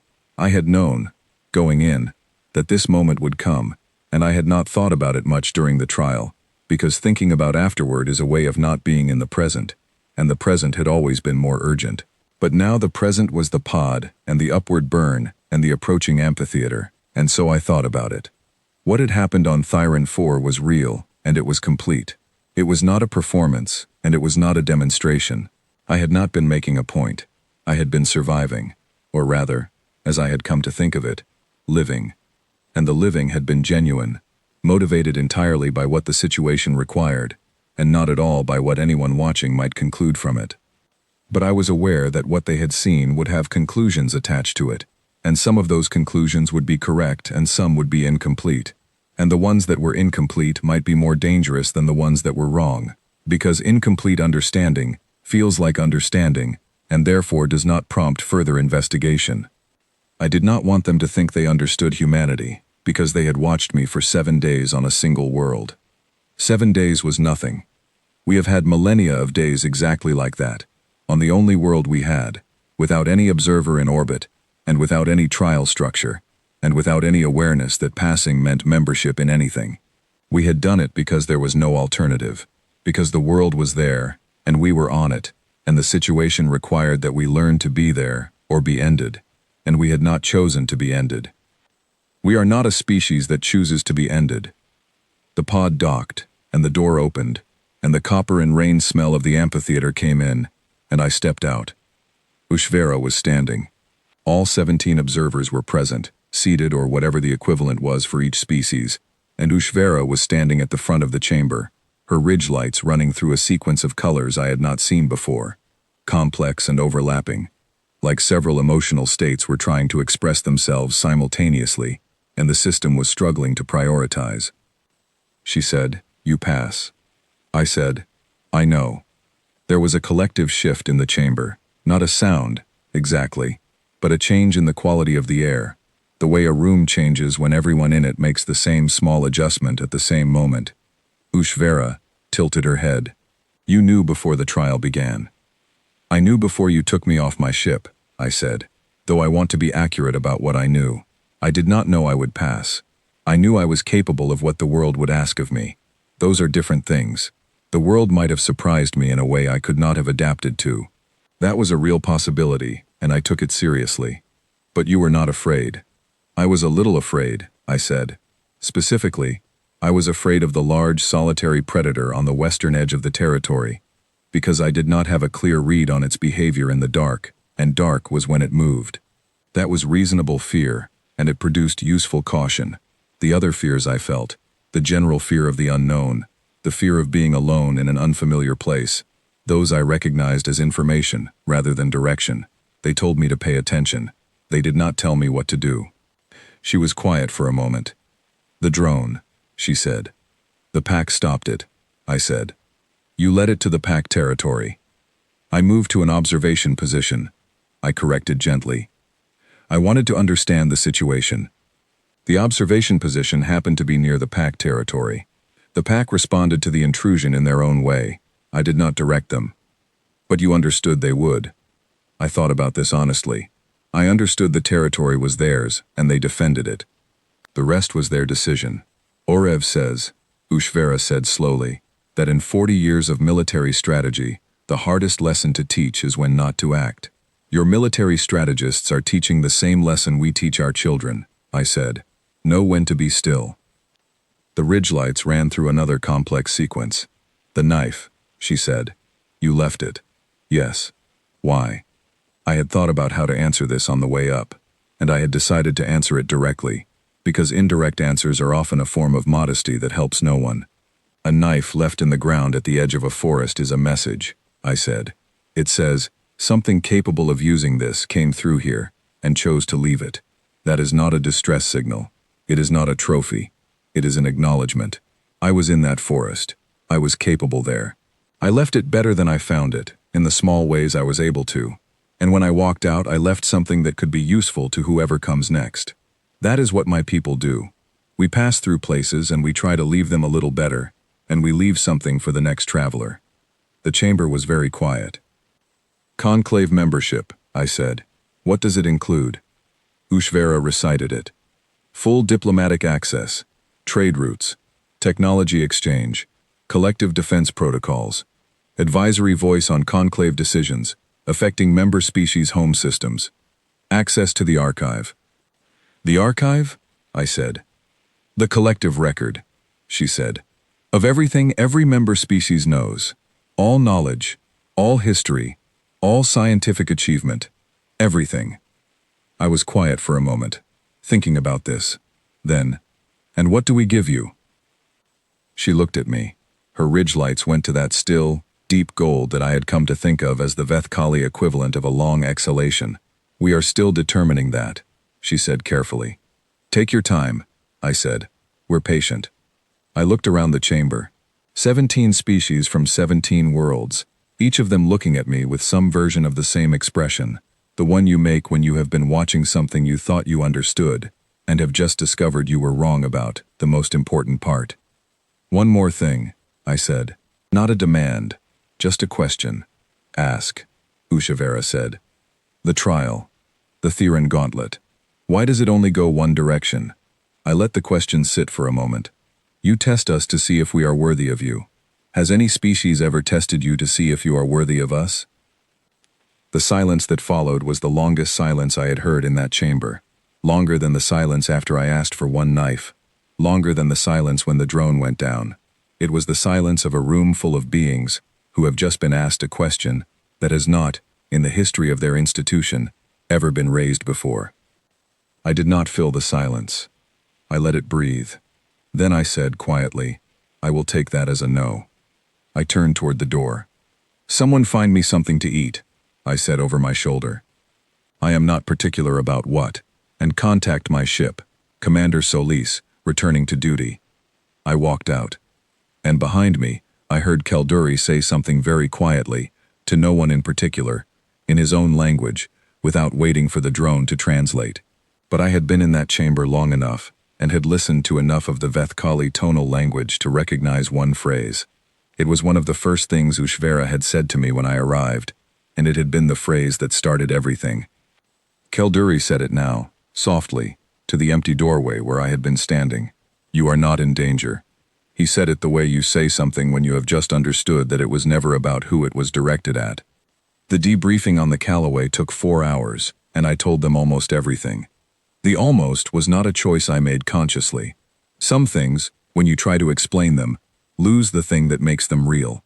The moment Sombra laid her head near my knee in the evening firelight, the specific quality of the stream sound at different hours, the way the pre-dawn forest sounded different from the post-dawn forest, in a way that I could hear clearly, but could not describe with sufficient precision to make the description as true as the experience. Those things I kept, because they belonged to Thyron 4, and to the 7 days I had spent there, and translating them into report language would have diminished them to almost nothing. Everything else I told them in full. My second-in-command, Lieutenant Petra Okafor, sat across from me in the briefing room and took notes in the methodical way she had taken notes for the entire 4 years we had served together, without expression, without comment, letting me speak, and recording what I said. She had a quality that I valued more than almost any professional attribute in the people I worked with, the ability to hear a thing without immediately needing to file it into a category she already had. She could hold information in a state of incompleteness without finding it distressing. This was more important right now than it might usually be, because what I was telling her did not fit cleanly into any existing category. When I was done, she looked at her notes for a moment. Then she said, "The knife is still on the planet." "Yes." "Do you want it back?"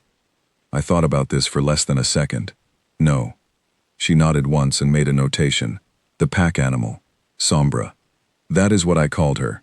I do not know what the Conclave calls her species." "Are you concerned about her?" I understood what Petra was asking. She was asking whether I had formed an attachment that might cloud my professional assessment of the situation. It was a fair question, the kind a good officer asks. "I am concerned about her the way I am concerned about the stream and the fungi and the fish and the coral formations," I said. "They were real things in a real place, and they mattered, but she is exactly where she belongs.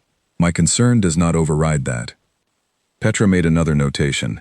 "The conclave," she said. "What happens next?" "They vote," I said. "Ushvera told me the full membership determination requires a vote of the senior body, which takes between 3 and 6 of their calendar cycles to complete. She said she would forward a preliminary recommendation in my favor. And your sense of whether they vote yes?" I thought about the chamber, the long silences, the ridge-light sequences I had watched for 7 days of the trial, and another hour in the aftermath. The question I had asked Ushvera about the direction of the trial, which had not been answered, and whose unanswered nature had been more informative than any answer could have been. "I think they vote yes," I said, "and I think they will spend the next several of their calendar cycles being uncertain about it." Petra almost smiled. She did not quite smile. She was too good an officer for that in a formal debrief, but she came very close to it. "Should they be?" she asked. I looked at her. Should they be uncertain about admitting humanity to a galactic council? I would be. We are a complicated species to know. We are generous, and we are demanding, and we are patient, and we are relentless, and we do not always agree with each other about which of those things to be at any given moment. Admitting us to their council will not be a simple addition. It will change things. Is that good? Change is not good or bad, I said. It is just change. What matters is what you do with it. Petra made a notation. Then she closed her record. "The senior staff wants a full briefing at 1800, she said. "Captain Denton has been on communication hold with Earth Command since you docked. They are eager to hear the outcome." "Tell them the outcome is yes," I said. "Tell them I will give the full briefing at 1800. And tell the captain I would like 15 minutes before the briefing to wash and eat something that does not involve clay pot preparation. Petra stood. I will tell him 30, she said. You look like you need it. This time she did smile, briefly, and left. I sat alone in the briefing room for a moment and let the stillness of the ship settle over me. The Callaway had its own sound, different from the sound of Thyron 4 in every way. Mechanical, recycled, the hum of systems designed by humans for humans, running exactly as they were supposed to run. It was a good sound.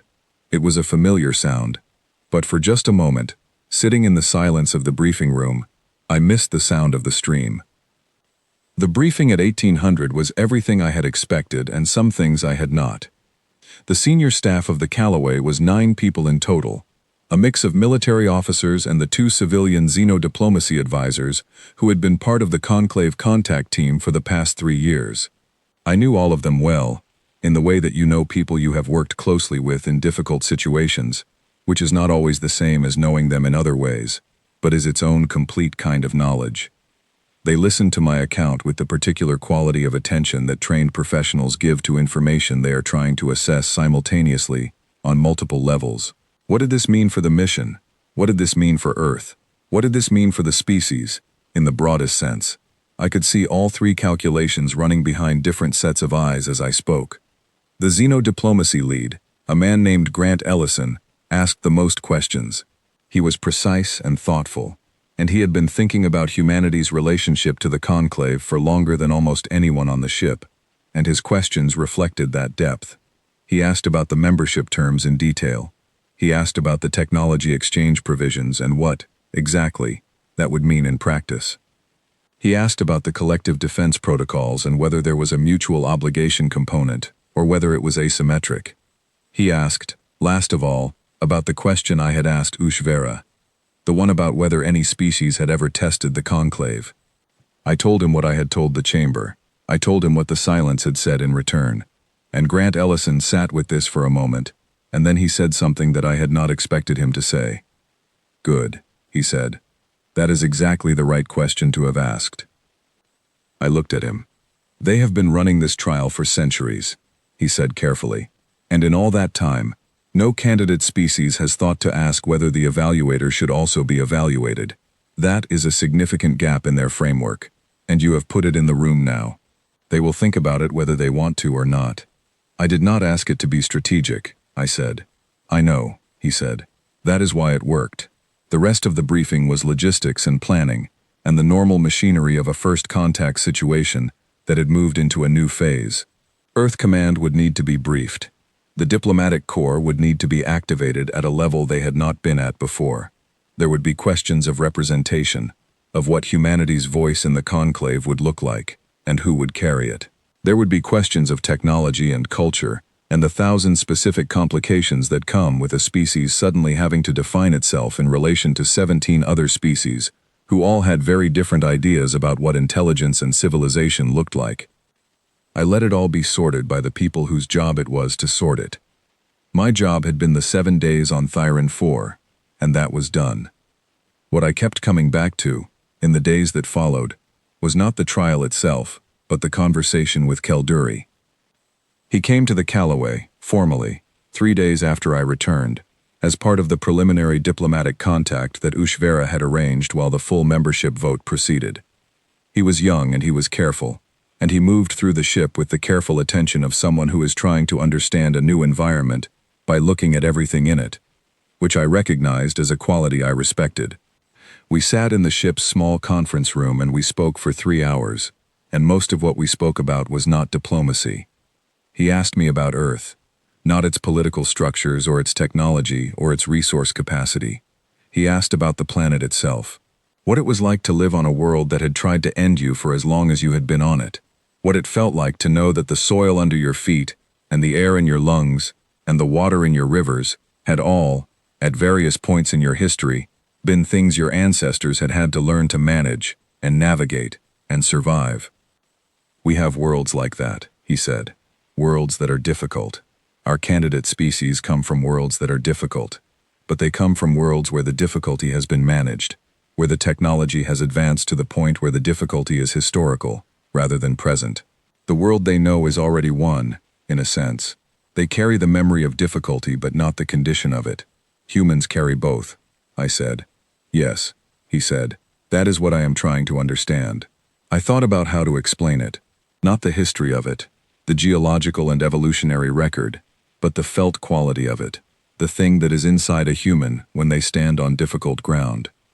Imagine, I said, that your earliest memory as a species, the thing baked deepest into your body's responses, is, "This might end you. Pay attention." And every generation after that, for 1,000,000 years, that lesson is taught again, not by instruction, but by experience. The world reminds you, floods and cold and drought, and the things that live in the dark and want to eat you, all of it, and you learn, not to fear it, but to know it. Because you cannot be afraid of something forever. Eventually you have to learn it, or be ended by it, and we were not ended. Kelduri's ridge lights were very still. So when you came to Thyron 4, he said slowly, you were not encountering something new. I was encountering something I had never met before, I said, but the shape of the encounter, the fact of being on a difficult world with insufficient tools and having to learn it, that shape was older than I am. That shape is the shape of all of us. He was quiet for a while. The trial, he said eventually, was designed to find the limit of a species, to see where they broke. I know. You did not break. I did not reach my limit, I said. That is different. I might have a limit. I might have reached it on a different world, or on day 12 instead of day 7, or in a different kind of challenge. I do not claim to be limitless. I claim to know my own strengths, which is a different thing. He considered this. What is your limit? I thought about it honestly. I do not know exactly, I said, but I know it is further out than most species would expect. Not because I am special, because my people have been training for this kind of situation longer than any training program could match. We trained by living. That is the advantage of a long, difficult history. He was quiet again, and in the quiet I could see him processing something. His ridge lights ran through a slow sequence, colors I was not yet expert enough to read with confidence, but that had a quality of thoughtfulness to them, a working through. There is something I want to tell you, he said. Off the formal record. Go ahead.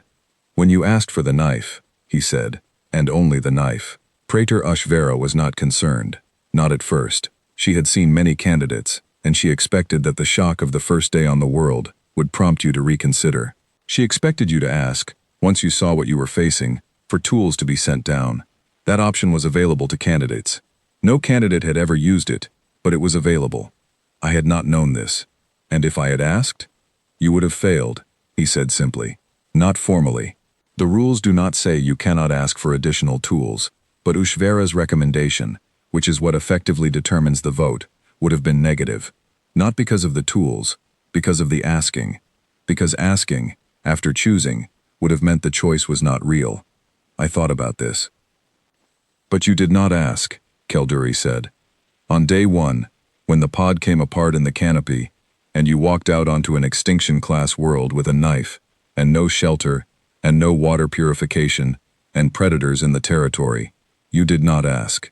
No, I said. What were you thinking, in that moment? The first moment, outside the pod. I remembered it. The air coming in, all at once. The green and wet and complex smell of it. The weight of the forest pressing toward me, enormous and alive, and entirely indifferent to my presence. And underneath all of it, that thing in my chest that I had identified, after a moment, as eagerness. I was thinking, I said, that this was going to be interesting. Kelduri looked at me for a long moment. Then his ridge lights did something I had never seen them do before. They went a pure, bright white, steady and clear, holding for several seconds before fading back to their resting tone. I did not know exactly what white meant in the Vethkali system. I had not learned that one yet. But it looked, in that moment, very much like wonder. We will vote yes, he said quietly. It was not an announcement. It was something said to the room, to the space between us. In the way you say something when you have made a decision and want to hear it out loud, to know that it is real. I know, I said. The conclave will change because of this, he said. Not immediately. Not obviously, but it will change. Good, I said. He looked at me. You are not worried about that. My species has been changing things since before we had language to describe the changes, I said. We are not careful about it in the way you might prefer. We tend to arrive somewhere and immediately start asking questions and adjusting things, and making relationships with the local life, and leaving knives in the ground. It is what we do. I paused. It is what we are. He was silent. I stood, because the 3 hours were up, and Petra was going to appear at the door in approximately 90 seconds to signal the end of the formal session.